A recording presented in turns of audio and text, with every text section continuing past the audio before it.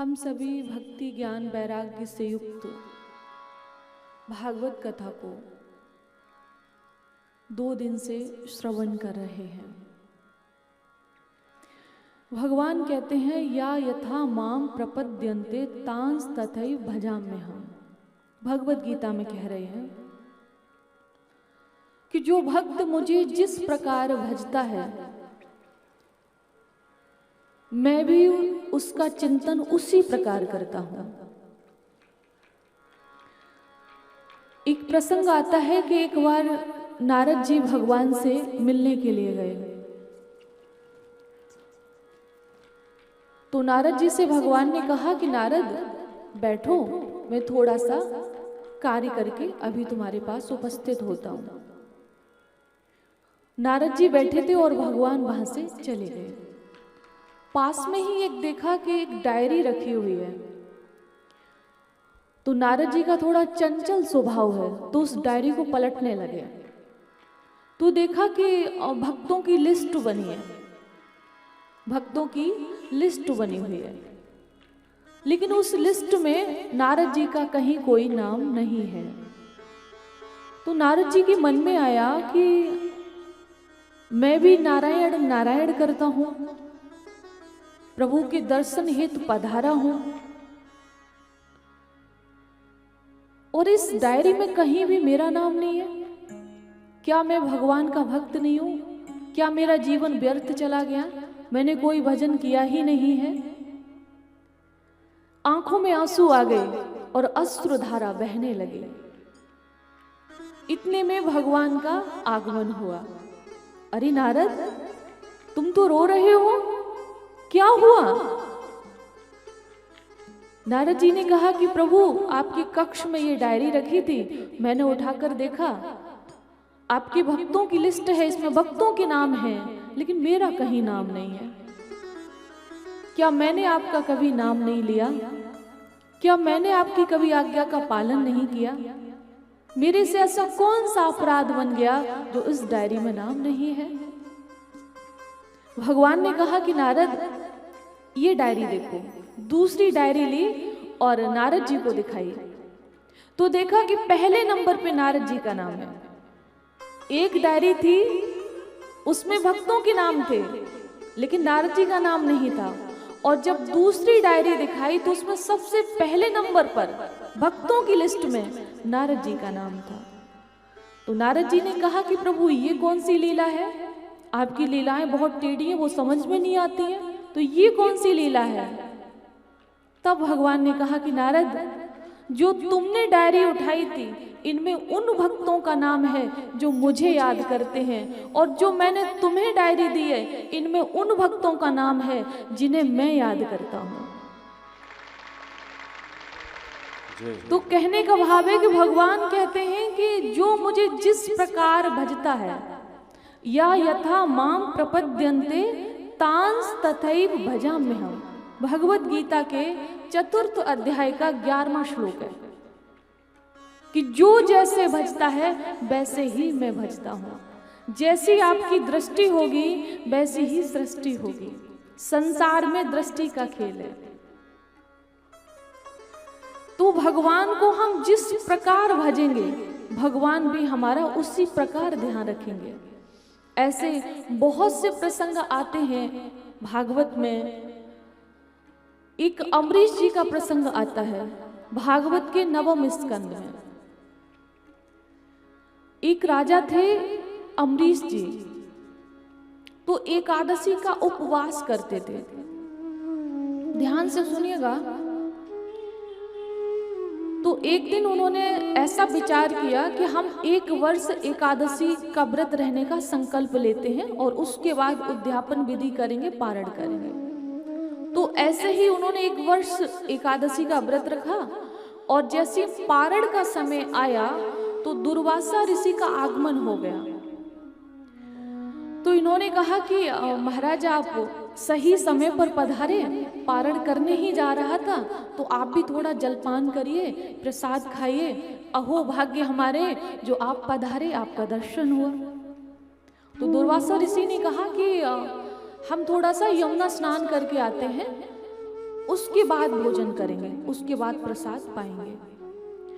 तो ये स्नान के लिए गए और उसके बाद ध्यान किया तो उनको बहुत समय हो गया।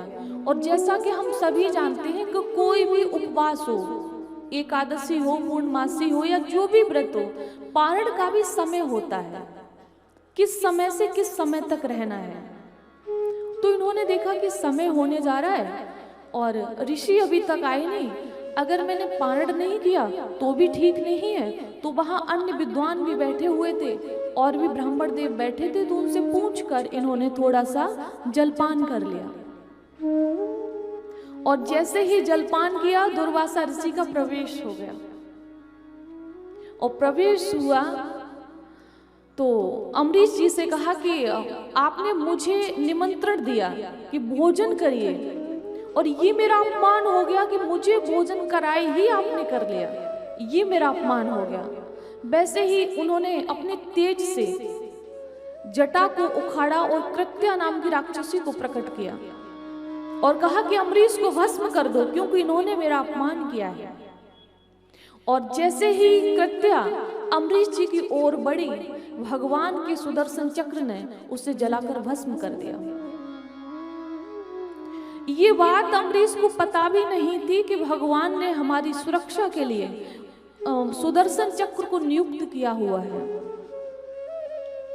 जब हम भगवान का भजन करते हैं, भक्ति करते हैं, हम उनकी ओर बढ़ते हैं, तो आप ये मानिएगा कि आप किसी भी घड़ी, किसी भी पल, किसी भी समय, किसी भी स्थान पर अकेले नहीं हैं। आपके साथ भगवान हैं, आपके साथ उनकी शक्ति है। अब उसके बाद क्या हुआ कि कृत्या को तो भस्म कर दिया और वो सुदर्शन चक्र दुर्वासा ऋषि के पीछे पड़ गया उनको मारने के लिए। कहते 3 लोक और 14 भुवन भागते रहे, स्वर्ग लोग गए, शिव जी के पास गए, ब्रह्मा जी के पास गए, किसी ने भी शरण नहीं दी कि भाई जिसको भगवान ही मारने के लिए पीछे पड़े हैं, मतलब भगवान का शस्त्र ही पीछे पड़ा है, उससे कौन रक्षा कर सकता है। तब वो जब वैकुंठ धाम गए भगवान विष्णु के पास, तब उन्होंने कहा कि सुदर्शन चक्र को रोकने की मुझ में भी शक्ति नहीं है, जो मेरे भक्तों को सताता है ये उसके पीछे पड़ जाता है। तो दुर्वासा ऋषि ने कहा कि प्रभु कोई तो उपाय होगा जिससे मेरे प्राणों की रक्षा हो सके। और भागने में उनको 1 वर्ष लग गया। सोचिए, अपने प्राण रक्षा के लिए भागते रहे और वो सुदर्शन चक्र उनके पीछे पीछे रहा, 1 वर्ष लग गया।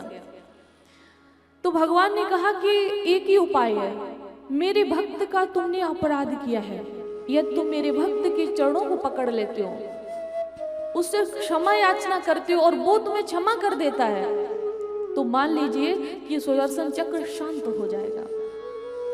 अम्बरीश जी दौड़ते हुए आए और दौड़कर वो दुर्वासा ऋषि दौड़ते हुए आए और अम्बरीश जी के चरणों को पकड़ लिया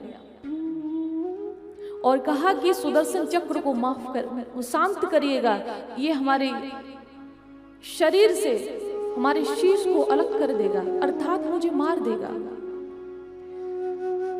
तो भागवत में लिखा है कि अम्बरीश जी ने सुदर्शन चक्र की प्रार्थना की, याचना की कि भगवान आपको शत्रुओं का विनाश करने के लिए उठाते हैं, दुष्टों को मारने के लिए उठाते हैं, भक्तों को मारने के लिए नहीं। दुर्वासा ऋषि ने कोई अपराध नहीं किया है, आप शांत हो जाइए। अभी भी सुदर्शन चक्र शांत नहीं हुआ। जब उन्होंने कहा कि हे सुदर्शन चक्र, दोनों हाथ जोड़कर प्रार्थना किया कि अगर मैंने भगवान की कभी सच्चे हृदय से पूजा की हो, भक्ति की हो, भगवान के लिए हमारे हृदय में प्रेम हो, तो मैं आपसे प्रार्थना करता हूँ, मैंने अपने जीवन में जितने पुण्य किए हैं वो सारे आपके चरणों में समर्पित करता हूँ, आप शांत हो जाइए। तब कहीं जाकर सुदर्शन चक्र शांत हुआ और दुर्वासा ऋषि के प्राणों की रक्षा हुई। कहने का भाव ये है, भगवान कहते हैं अहम भक्त पराधीन हूं, मैं भक्त के पराधीन हूं, मैं भक्त के अधीन हूं। जो मेरा भक्त जैसा कहता है मैं वैसा ही करता हूं। भगवान कहते हैं तुम मांगते वो हो जो तुम्हें अच्छा लगता है, और तुम्हें मिलता वो है जो हमें अच्छा लगता है। तुम मांगो वो जो हमें अच्छा लगता है, फिर मिलेगा वो जो तुम्हें अच्छा लगता है। तुम्हारी मनमानी नहीं चलेगी, चलेगी हमारी, लेकिन कब? जब तुम मेरी मानोगे।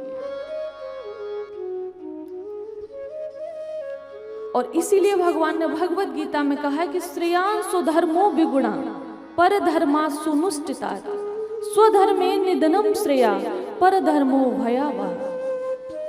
अपने धर्म में स्थित होने में आपका कल्याण है। अन्य धर्मों की अपेक्षा हमारा धर्म भले कुछ कम गुण वाला हो, ऐसा भगवान कह रहे हैं, लेकिन हमारा कल्याण उसी धर्म में है। मान लो जिस वर्ण में, जिस धर्म में आपका जन्म हुआ है, हम सबका सनातन धर्म है, तो हमारा कल्याण इसी सनातन धर्म में होगा। अगर हम भय से, लोभ से या किसी अन्य कारण से किसी अन्य पंथ में, संप्रदाय में प्रवेश करते हैं, तो उससे हमारा कल्याण नहीं है, ऐसा भगवान कहते हैं। तो हमें करना क्या है? अपने धर्म में स्थित रहना है और भगवान का होके रहना है, मनमानी नहीं करनी है।